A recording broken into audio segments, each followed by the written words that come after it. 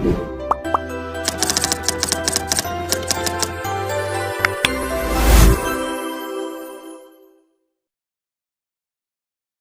दोस्तों, welcome to transit academy. तो friends, आशा राखું છું તમે બધા મજામાં છો, મસ્ત છો।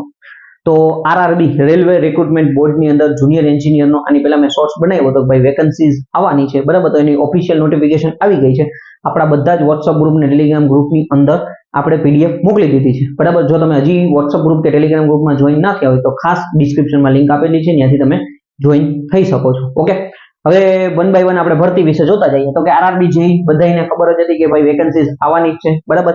હવે તો કે ભાઈ ફોર્મ ભરવાના સ્ટાર્ટ થાય છે 30/7/2024 થી ફોર્મ ભરવાના ચાલુ થાય છે। હજી ફોર્મ ભરવાના ચાલુ નથી બરાબર। 30/7 થી ફોર્મ ભરવાના ચાલુ થશે। 29/8 લાસ્ટ ડેટ છે બરાબર। લાસ્ટ ડેટ શું છે? 29/8 29 ઓગસ્ટ છે એ લાસ્ટ ડેટ છે। એટલે ભાઈ છેલ્લા દિવસ સુધી રાહ ન જોવી બરાબર। વચમાં તમારે ફોર્મ ખાસ ભરી દેવાનું થશે।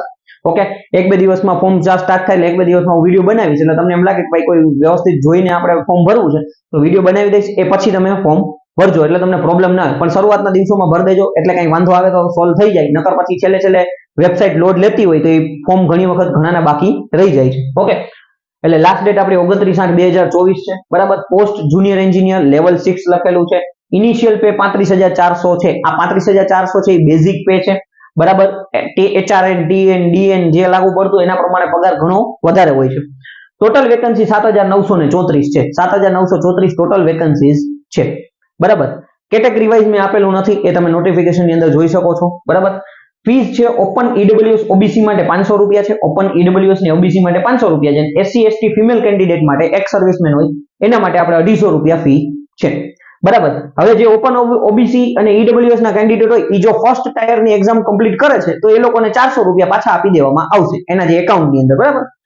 એસસી એસટી ફિમેલ માટે 250 રૂપિયા ફીસ નક્કી કરેલી છે। ઓકે, ત્યાર પછી વાત કરીએ તો કે સિલેક્શન પ્રોસિજર ની। તો સિલેક્શન પ્રોસિજર કઈ રીતના છે?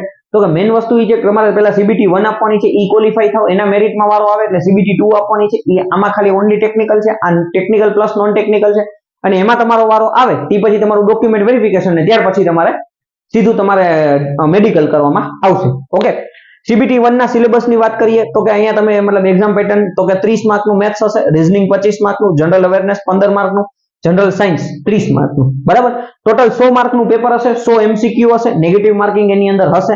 90 મિનિટનો તમને સમય આપવામાં આવશે બરાબર।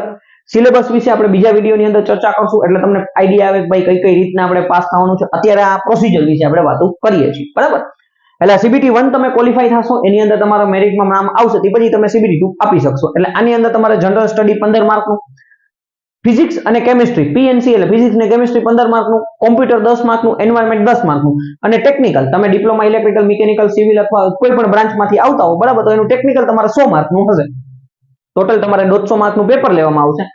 120 મિનિટ તમને આપવામાં આવશે સીબીટી 2 માટે બરાબર। એટલે આની અંદર તમે જોશો તો તમારે 120 મિનિટ તમને સમય મળશે, આમાં તમારે 90 મિનિટ મળશે। આમાં તમે ક્વોલિફાઈ થાવ છો, આમાં તમે મેરિટમાં વારો આવે તે પછી તમને ડોક્યુમેન્ટ વેરિફિકેશન માટે બોલાવવામાં આવશે, અને ડોક્યુમેન્ટ વેરિફિકેશન થાય તે પછી તમારું મેડિકલ લેવામાં આવશે। ઓકે, એટલે સીબીટી 1 સીબીટી 2 ડોક્યુમેન્ટ વેરિફિકેશન અને ત્યાર પછી મેડિકલ બરાબર। ડિપ્લોમા ઇલેક્ટ્રિકલ મિકેનિકલ સિવિલ કરેલું હોય તો તમે ફોર્મ ભરી શકો છો, ઇલેક્ટ્રોનિક્સ બ્રાન્ચ વાળા પણ ભરી શકે છે। ત્યાર ઉપરાંત બી કરેલું હોય તો પણ ફોર્મ ભરી શકો છો, ડી કર્યું હોય તો પણ તમે ફોર્મ ભરી શકો છો બરાબર। ખાલી 12 સાયન્સ પછી તમે બી કરેલું હોય તો એ વ્યક્તિ પણ ફોર્મ ભરી શકે છે। અહીંયા લખ્યું નથી પણ બી બીટેક એમટેક વાળા બધા જ લોકો ફોર્મ ભરી શકે છે। જુનિયર એન્જિનિયર ઘણી બધી વેકેન્સી છે જેમાં બી કરેલા લોકો માંગે છે તો એમાં તમે ફોર્મ ભરી શકો છો। એટલે ફોર્મ તમારે ભરવાનું છે એ નોર્મલ ભરવાનું છે, એમાં તમે બી કરેલું છે તમારે બતાવવાનું ભાઈ મેં બી કરેલું, મેં ડી કરેલું તો હું ડિપ્લોમા ડિગ્રી ગઈ ઉપર મતલબ કહી શકું ભાઈ ડિપ્લોમા કરેલું છે, ડિગ્રી કરેલું, જેને 12 સાયન્સ પછી ખાલી બી કર્યું તો એ બી જ બતાવે। ઓકે, એમટેક વાળા પણ ફોર્મ ભરી શકે છે, અને એમટેક કરેલું તો એના બી અથવા ડિપ્લોમા ઉપર ફોર્મ ભરી શકે છે બરાબર। એટલે બેઝિક માહિતી હતી કે જે ફોર્મ ભરવા માટે મહત્વની વસ્તુ છે બરાબર। એટલે ફોર્મ ખાસ શરૂઆતના દિવસોમાં ભરી નાખજો બરાબર। વિડીયો બનાવીશ એ પછી તમે આરામથી જોઈ અને ભરી નાખજો એટલે તમને પ્રોબ્લેમ ના આવે બરાબર, કોઈ ભૂલ ન થાય, ખાસ એને ધ્યાન રાખવાનું છે બરાબર। સિલેબસ વિશે આપણે ચર્ચા અલગ વિડીયોમાં કરશું જેમાં ઓનલી સિલેબસ વિશે કઈ રીતના પાસ થવું, કઈ રીતના આપણે આમાં તૈયારી કરી એના વિશે આપણે બીજા અલગ વિડીયોની અંદર ચર્ચા કરતા જશું બરાબર। જે મહત્વના પોઈન્ટ છે એ મેં તમને અહીંયા સમજાવ્યા છે। ઓકે, બાકી કઈ પણ ક્વેશ્ચન હોય તો તમે કમેન્ટ કરી શકો છો। Okay, thank you friends.